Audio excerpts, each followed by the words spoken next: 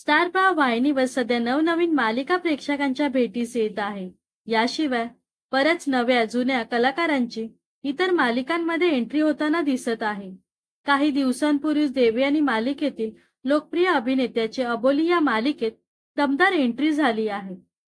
अभिनेता माधव देवचके 6 वर्षांनंतर स्टार प्रवाहाच्या मालिकेत झळकला। श्रेयस सुमन मराठे अशी माधवची व्यक्तिरेखा असून अबोलीच्या विरोधात केस लढताना आपल्याला पाहायला मिळत आहे। पण अशातच अबोली या मालिकेतून एका अभिनेत्रीची एक्झिट झाली आहे। या संदर्भात तिने स्वतःच्या सोशल मीडियावर पोस्ट करून जाहीर केलं आहे। अभिनेता सचित पाटील व गौरी कुलकर्णी यांची मुख्य भूमिका असलेली अबोली ही मालिका स्टार प्रवाहाच्या लोकप्रिय मालिकांपैकी एक आहे।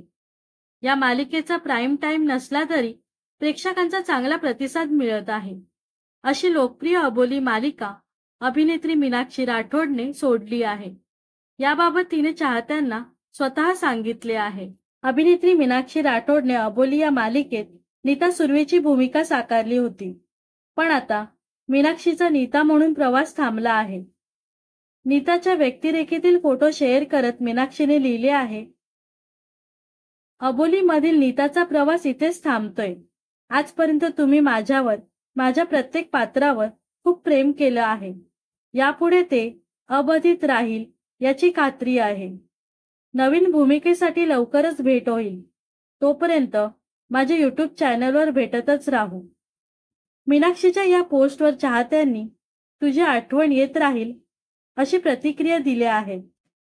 या दरम्यान मीनाक्षीने अबोली मालिकेतील साकारलेली नीता सुर्वेची भूमिका सुरुवातीला अभिनेत्री शर्मिष्ठा राऊतने साकारली होती।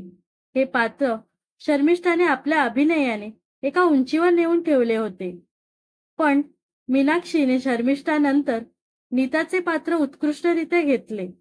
अजिबात तिने नीताच्या पात्रामध्ये बदल जाणवू दिला नाही।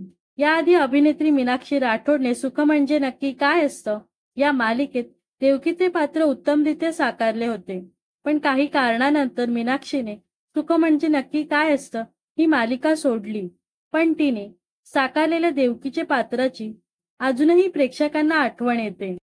तर तुम्हाला मीनाक्षी राठोडचे अभिनय कसे वाटते हे नक्कीच कमेंट करून सांगा व अशात मनोरंजन विश्वातील ताज्या घडामोडी जाणून घेण्यासाठी नक्कीच आपल्या चॅनलला सबस्क्राइब आणि फॉलो करायला विसरू नका।